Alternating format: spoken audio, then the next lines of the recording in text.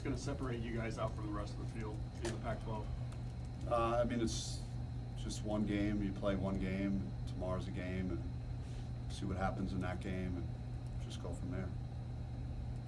How do you guys kind of feel about the state of the team this year compared to where you were entering conference play last year?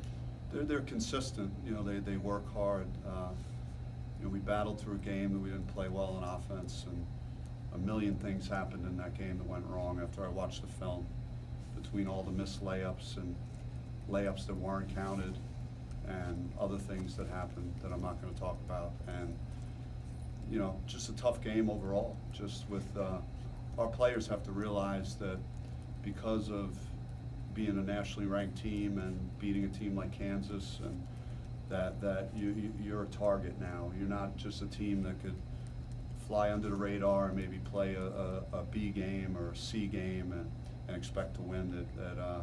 You know, just about every team that we'll play this year, it's going to be a big game for them based on, you know, the quality of our wins in the non-conference, and just got to be prepared for playing at a level that's ready to handle that. Coach, based on that, do you think they got the message this week coming off last Saturday? It wasn't. There was no punishment, you know, for me. I mean, I thought that, especially after watching the film more, there's a lot of, you know, correctable errors. You know, I think I went a little overboard in the press after the game and how I reacted to the loss. When you review the film and watch it over and over, there's so many different areas of that game that you know, that we could have made a few more plays. There were some shots that were made that you rarely see go in the basket by our opponent, and that's because they came with the right intentions. They came out and played hard, and they played to win and did all those things. And then there are other external things that are happening too that have nothing to do with our players, that impact winning and losing, that are beyond our control. So we just have to be ready for all of that and overcome all of it. Lou has missed some shots that he's normally made. Is it just kind of going through, you know, the different roller coaster parts of being a freshman, or is it maybe, is he thinking too much? What do you think's going on there? I think some of it is just getting in a rhythm, you know, we had so many injuries, and Lou had the ball a lot, and then, you know, Remy's back and he's healthy, so then, you know, they all have to make adjustments, make sacrifices, figure out where their opportunities are gonna come from within the offense, and then they all have to realize, you know, we got some talented guys, they're really good players, and, you know, as good as you are as an individual, you have to be able to use each other to make each other better, and that's where our development will evolve, and then I think Lou will be more productive. And there are some other things that I'm talking about that's just not for everyone to know, because if I would tell you what I would tell him, then maybe, you know, you would know what I'm supposed to know, and then I'm in trouble, then I'm expendable. So I just want, there are things that I'll tell Lou that I hope we keep between us, that I think, you know, and that he could do to get himself ready to perform at his highest level. Bob, has there ever been a point as a coach or a player where like a loss like this at this point in the season is actually like been beneficial later in the year in terms of just like learning experience or anything like that? I'm not a big believer in that. Like, I don't think there's ever like a great loss, and I just you know, again, you could address things, and everyone's listening maybe a little closer to what you're saying, and then when you study the game and you talk about improvement and getting better and embracing that and what we need to do to play better basketball, then, you know, maybe the guys are listening a little closer. Bob, what did the program maybe not do well last year when it came to the conference grind? Obviously, there was a considerable drop-off after the non-conference. I know all these guys now, but they're considerably different roster. But from your standpoint, where can you guys as a program make sure that you guys don't kind of let it slip away?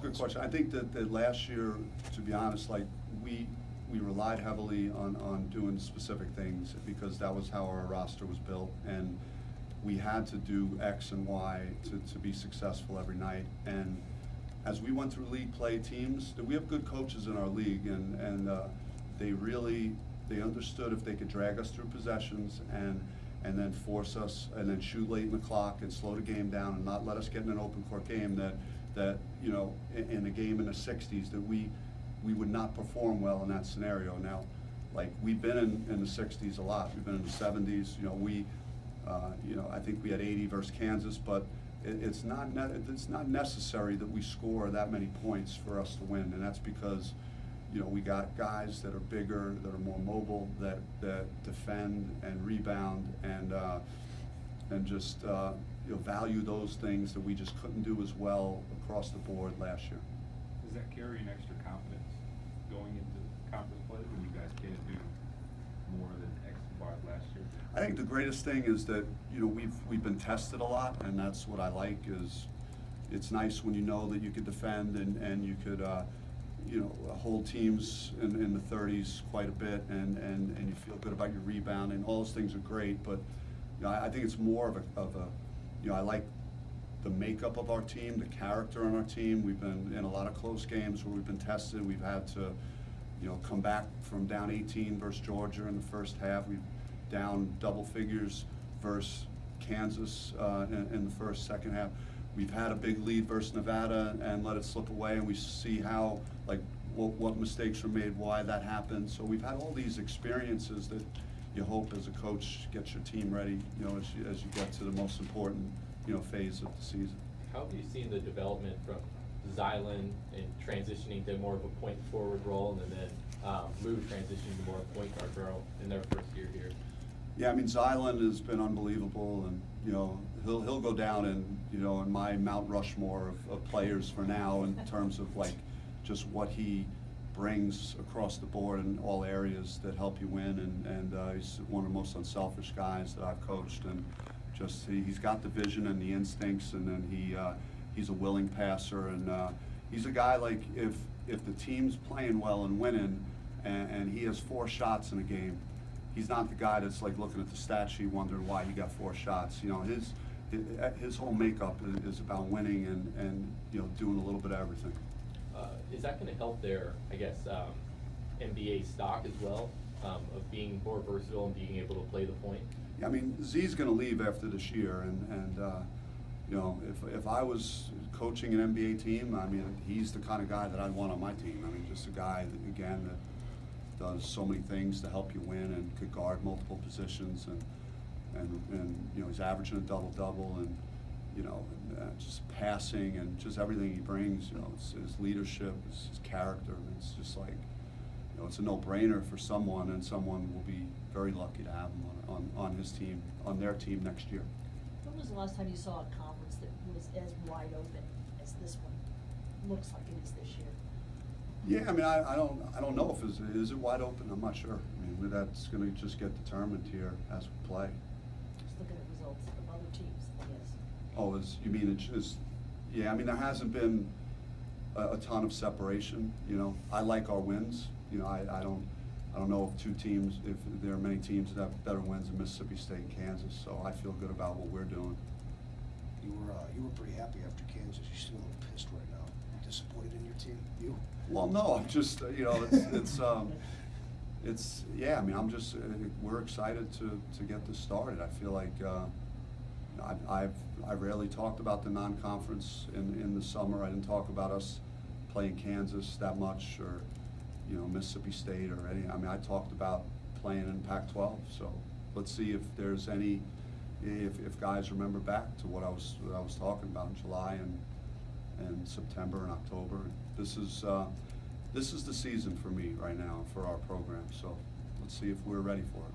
Do you think some of the concerns that have been brought up about the Pac-12 as a whole and some of the non-conference results is overblown at all, and just how the first couple months of the season I went mean, for the the league? numbers are the numbers. They are, but it is sensationalized, and there's you know, a kick you when you're down mentality that exists, and you know, I think it's you know, the conference play is different though. No matter what team's records are, it's like a familiarity that you have with coaches and opponents, and just a built-in, you know, rivalries that exist, and guys just, you know, maybe want it more. And sometimes you get some of these matchups in non-conference that just like don't make any sense. So maybe some of these teams aren't competing and playing quite as well as they will versus their natural rivals. Did you see what Jeff Goodman wrote today?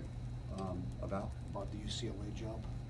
Yeah. you're his pick Yeah, to well, get I that mean- job. I thought you went on his podcast and then put your name out there like that. Yeah, I mean, I'm not gonna address any of that stuff, other than I love being where I am right now, and you know, I love these guys that I coach, and there's a lot of young guys in the program, guys we're bringing in, so I'm just focusing on that right now, and being at ASU. So when you watched the film again, you said it wasn't as bad as you thought. You liked the shots that you got, right? You guys just didn't hit the shots. Yeah, I mean, there were some that are always gonna be that you're like, what did we do there? Like, I mean, there were a couple possessions that we didn't follow direction in a huddle. Like, the possession we had at the end of the first half was nothing like what I drew up on the board. So, like, that shot was like one of the worst shots that we had to take because Remy had no choice because it just wasn't run properly by multiple guys. So, like, we need to focus on details and paying attention in huddles and doing little things like that we could avoid, you know, taking some bad shots. But I thought there were a lot of layups and that went in and out, and that, you know, we also had a few that we were going up for the shot and then the ball went in and then it's on the floor, so it's not a layup or not a basket. So I'm trying to figure out why didn't we score more field goals? And you notice things like that. So it's a collective thing, but we do have to shoot better from three. I mean, we were 2 for 15, so we shot the ball a lot, and over the last couple of days as well, to try and maybe just get guys more comfortable shooting from the perimeter. And as far as making others better, is that just guys not looking for their shots as much, or is it just moving the ball? What Moving the ball. The ball's got to move better. It was a little sticky in that game, and the ball's got to be passed ahead, and then the ball's got to change sides of the floor. You know, the ball's got to go inside and out, and just all the different ways that you get players, different guys touching the basketball. And some teams, they may not want 2 or 3 guys to touch the ball. You know, they just may not be that good, and they just like, hey, I don't want that guy to have it. But I think with the groups that we put on the floor, the players we have on the floor, like, it just needs to be that way because there are multiple guys that can make a play out there. And part of what makes you such a good coach is that you give guys freedom to shoot the ball, but you know that can backfire at times too. How do you coach that about when is a good shot as opposed to when to maybe move and look for a better shot?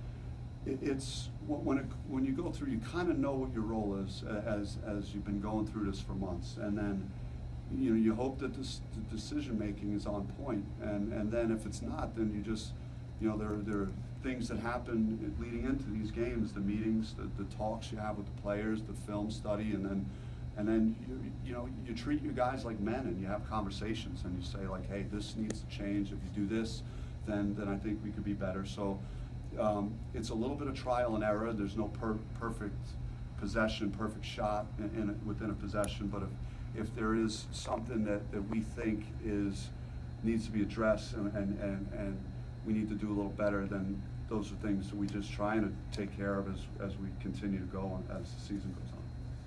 I just rambled on that. That doesn't make up. Just rambled on. Just ready to start conference play. Basically. Thanks, Bob. Anything else?